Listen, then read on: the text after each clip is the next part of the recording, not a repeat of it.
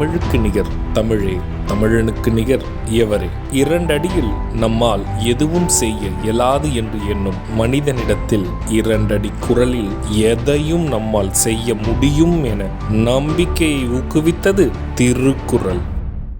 வணக்கம் குழந்தைகளே. வணக்கம் பகலவன் ஐயா. இன்னைக்கான குறளை நம்ம பார்ப்போமா? ஓ, பார்க்கலாமே. சரி, பாடத்துக்குள்ள போலாம்.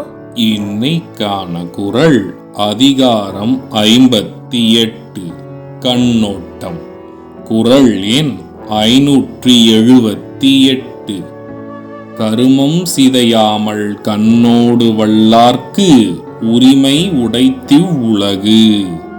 ஐயா, நீங்க சொன்ன இந்த குறளோட பொருள் என்ன? இதுக்கான பொருள், தம்முடைய கடமையில் தவறாமல் அன்பு நோக்குடன் தொழில் புரிய வல்லவர்க்கு இவ்வுலகம் சொந்தமானது. அத்தகையோரை உலகோர் புகழ்வர், எல்லோரும் விரும்புவர்.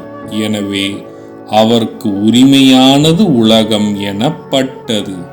இதுக்கு ஒரு உதாரணம் சொல்லுங்களேன்.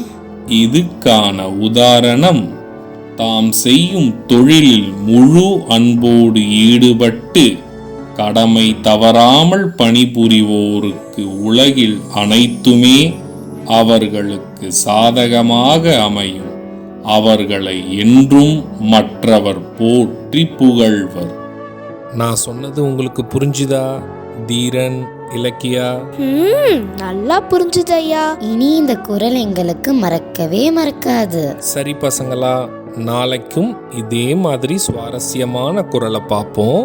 நீங்க வீட்டுக்கு போன உடனே என்ன பண்ணணும்? இன்னைக்கு நாங்க படிச்ச குறளை அப்பா அம்மா கிட்ட சொல்லி காட்டுவோம்.